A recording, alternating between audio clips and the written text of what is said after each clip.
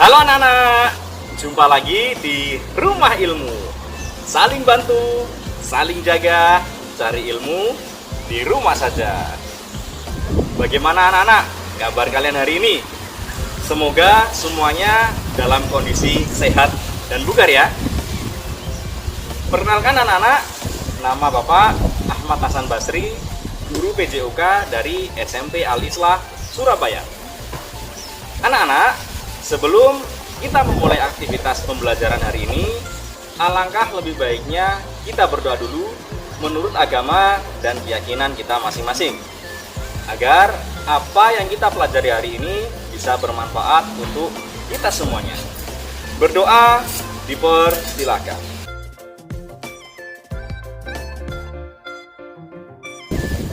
Berdoa bisa diakhiri.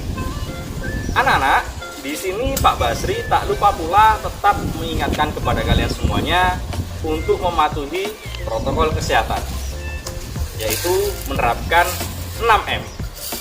Ayo, masih ingat 6M itu apa? Iya anak-anak, benar sekali.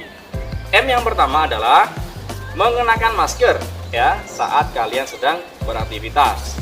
Diusahakan memakai masker double ya. Kemudian M yang kedua adalah mencuci tangan dengan sabun minimal 20 detik. Dan M yang ketiga adalah menjaga jarak minimal 2 meter agar tidak terjadi kerumunan. Dan selanjutnya anak, M yang keempat adalah mengurangi mobilitas ya. Kalian sebagai pelajar tentunya dipikirkan secara baik-baik, kalau sekiranya tidak perlu untuk keluar rumah, maka sebaiknya jangan keluar rumah, tetap belajar dari rumah. Kemudian M yang berikutnya adalah mengurangi ya yang namanya berkerumun ya. Ketika kalian keluar rumah bertemu dengan orang yang lain, dihindari ya, maksudnya berkerumun dalam suatu tempat. Dan M yang terakhir, hindari yang namanya makan bersama. Maksudnya apa? Ketika kalian keluar rumah, diusahakan ketika kalian membeli makanan, diusahakan untuk dibawa pulang ya, jangan makan di tempat, agar tidak terjadi yang namanya kontak fisik dengan pembeli yang lain. Untuk selanjutnya anak-anak, tak lupa pula lakukan pemanasan sebelum kalian melaksanakan aktivitas olahraga. Dan jangan lupa gunakanlah pakaian yang sesuai ya, baju olahraga yang sesuai dengan aktivitas olahraga yang kalian lakukan. Jangan lupa pula ketika kalian sedang beraktivitas olahraga sebaiknya tidak menggunakan masker ya, karena akan menghambat sirkulasi udara yang akan masuk ke tubuh kita. Anak-anak, di pembelajaran hari ini ada yang namanya permainan bola besar ya, ada yang namanya sepak bola, kemudian ada yang namanya bola voli, dan ada yang namanya bola basket. Untuk hari ini Pak Basri akan menjelaskan tentang permainan olahraga bola besar, yaitu bola basket ya. Ayo anak-anak, apa ada yang tahu bagaimana bola basket itu tercipta ya? Kenapa ada yang namanya bola dan basket? Bola, kalau basket itu berarti keranjang, ya kan? Nah, dan apakah kalian tahu siapa penemu cabang olahraga permainan bola basket itu sendiri? Iya anak-anak, benar sekali. Bola basket erat kaitannya hubungan dengan bola dan juga sebuah keranjang yang diciptakan oleh Dr. James Naismith ya, tepatnya pada tahun 1891. Dr. James Naismith merupakan seorang guru olahraga ya, seorang guru olahraga yang kebangsaan Kanada atau berasal dari Kanada. Beliau mengajar di sebuah perguruan tinggi yang bernama ICME. Dr. James Naismith memikirkan bagaimana cara mengisi ruang kepada para siswanya atau kepada anak didiknya, mengisi ruang pada saat musim liburan, musim dingin. Nah, karena pada musim dingin otomatis sebagian lapangan tertutup oleh salju dan tidak bisa digunakan. Akan tetapi, Dr. James Naismith memikirkan atau teringat kepada masa kecilnya saat di Ontario, yaitu bermain tentang sepak tangkap bola.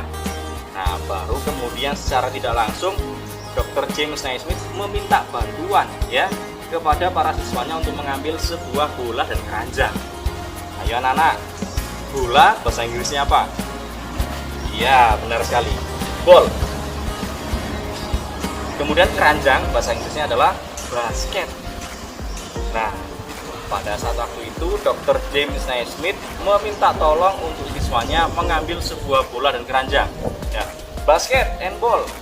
Tapi secara tidak langsung Dr. James Naismith menggabungkan jadi satu, basketball. Nah, maka dari situlah secara tidak langsung olahraga bola basket itu tercipta, tepatnya pada tanggal 15 Desember tahun 1891. Baik anak-anak, itu tadi sejarah singkat mengenai cabang olahraga bola basket ya.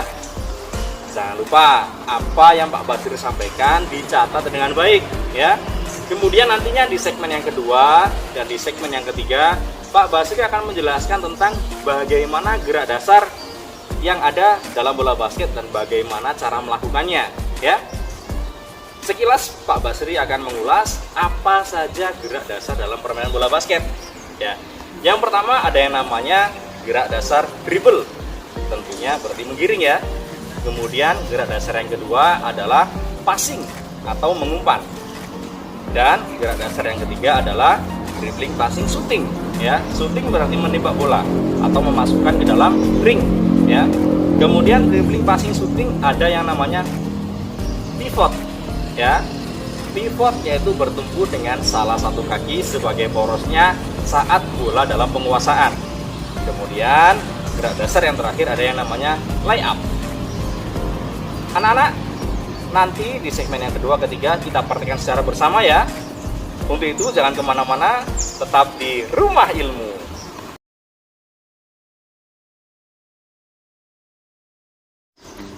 Kembali lagi di Rumah Ilmu. Anak-anak, sudah siap apa belum? Di segmen yang kedua ini Pak Basri akan mempraktekkan yang namanya gerak dasar dalam permainan bola basket. Eits, jangan lupa di permainan olahraga bola basket ada dua macam bola. Yang pertama adalah bola basket ukuran 7 untuk yang laki-laki ya, jadi bolanya agak besar. Kemudian bola yang kedua digunakan untuk perempuan dengan bola basket ukuran 6. Tentunya beda ya antara besar bola dan juga tentunya berat bolanya. Yang ini digunakan untuk perempuan dengan bola ukuran 6 dan yang ini bola ukuran 7 digunakan untuk laki-laki. Baik anak-anak, mari kita praktekkan bersama apa saja macam gerak dasar permainan olahraga bola basket. Sebelum itu kita harus mengetahui dulu bagaimana secara permainan bola basket. Bola basket merupakan olahraga yang sangat unik. Kenapa demikian? Karena olahraga tersebut diciptakan tidak sengaja oleh Dr. James Naismith tepatnya pada tahun 1891. Untuk lebih jelas dan lebih lengkapnya silakan kalian membaca artikel berikut ini.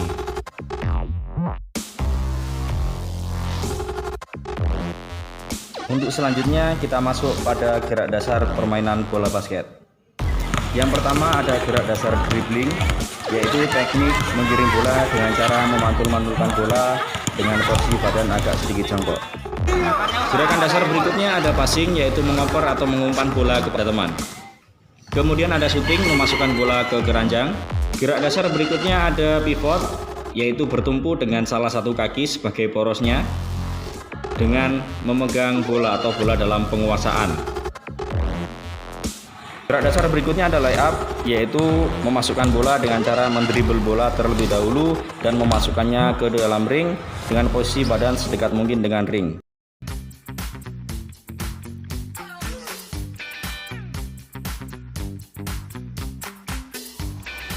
Baik anak-anak, kita akan mempraktikkan gerak dasar yang pertama, ada yang namanya dribble. Di sini dibantu oleh rekan Pak Basri ada. Halo anak-anak, saya Bu Dalila.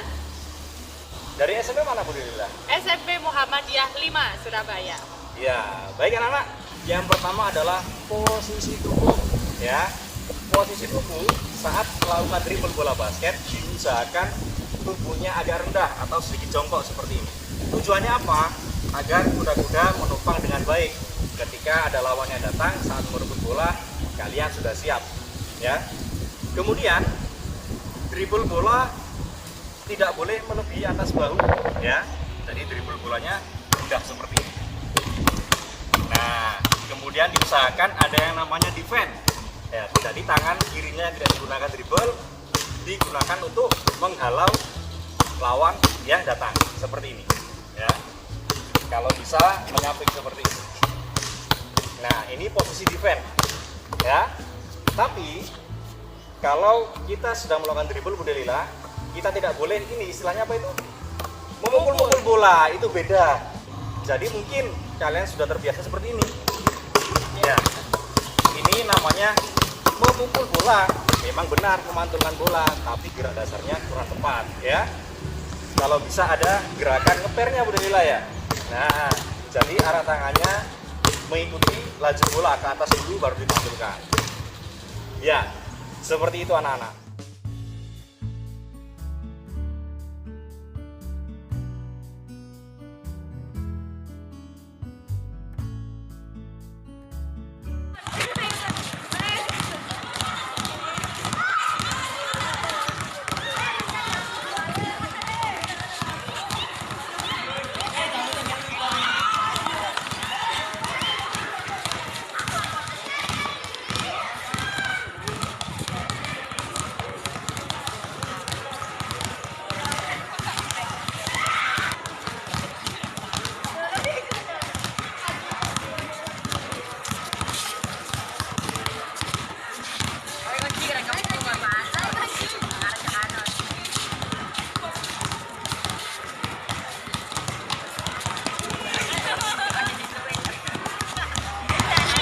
Untuk gerakan dasar berikutnya ada yang namanya passing, ya. Passing di sini kita mempraktekkan 3 macam passing, ya.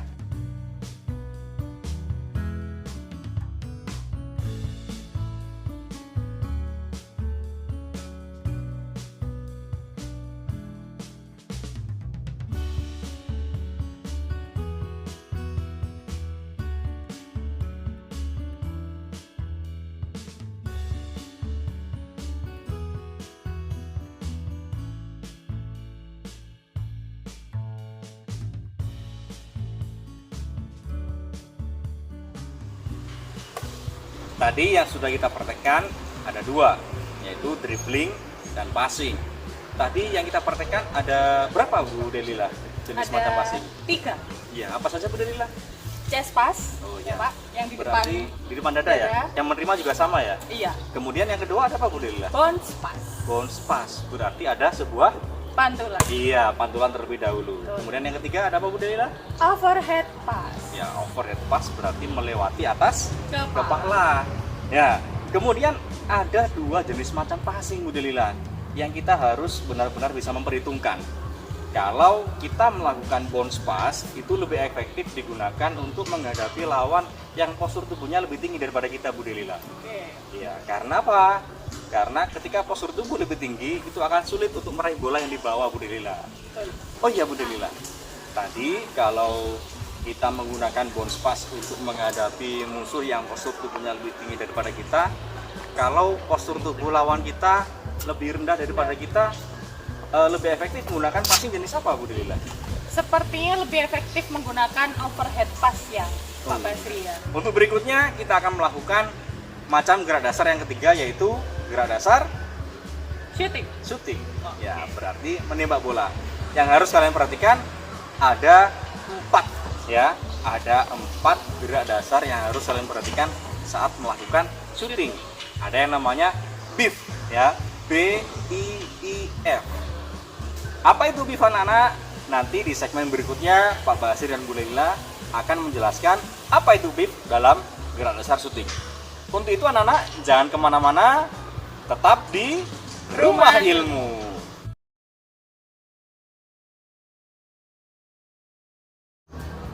Kembali lagi di Rumah Ilmu. Baik anak-anak, di segmen yang ketiga ini Pak Basri dan Bu Delila akan menjelaskan tentang apa itu gerak dasar shooting atau menembak bola. Tadi di segmen yang kedua sempat kita bahas yang namanya beat, Bu Delila ya. Yes. Ya. Beat. B-I-I-F. B yang pertama apa, Bu Delila? Balance atau keseimbangan. Keseimbangan. Berarti saat kalian sudah memegang bola dan hendak melakukan shooting, maka keseimbangan badan yang bagus.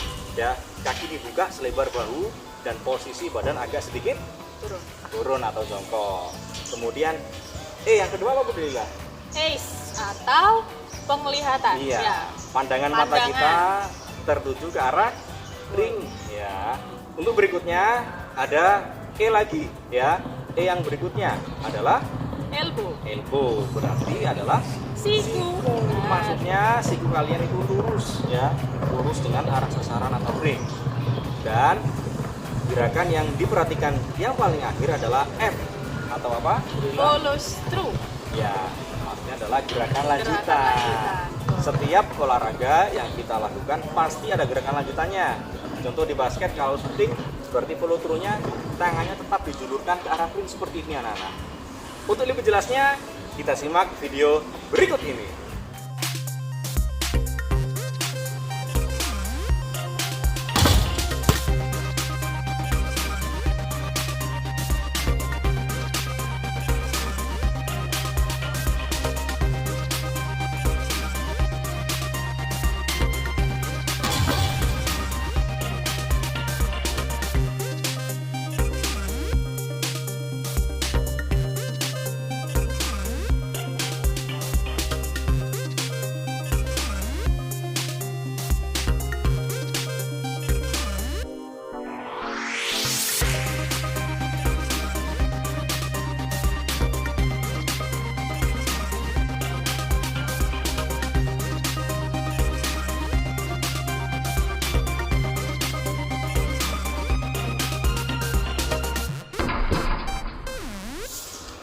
Oke anak-anak, gerak dasar berikutnya yaitu pivot. Ya. Ya. Pivot. Apa itu pivot? Ada yang tahu? Nah, pivot adalah bertumpu dengan menggunakan salah satu kaki sebagai porosnya seperti itu. Boleh kaki kanan atau kaki kiri ya, Pak Basri ya. Iya. Dan yang pasti tidak boleh berpindah-pindah. Untuk lebih jelasnya, kita simak sama-sama Bu Delila video berikut ini.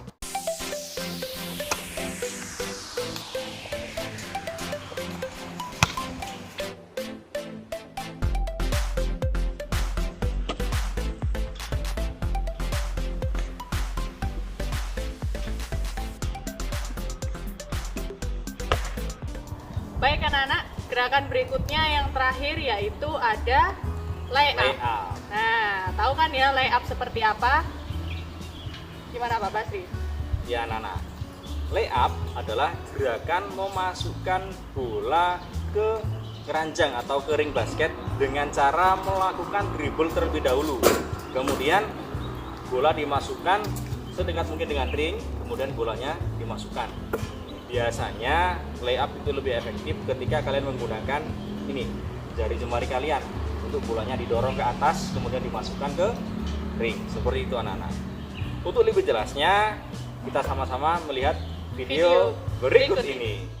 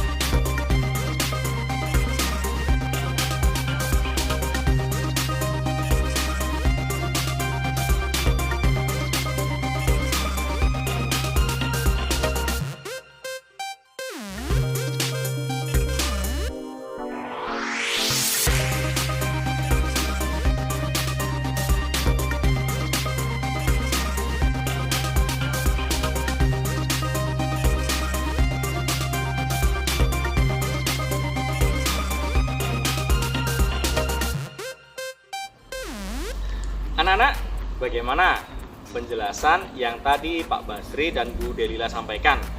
Tentunya kalian semuanya menyimak dengan baik ya. Untuk tugas hari ini, bisa kalian mempraktekkan salah satu gerak dasar tersebut. Bisa juga berupa gambar atau foto, bisa juga berupa video saat kalian mencoba melakukan salah satu gerakan tersebut.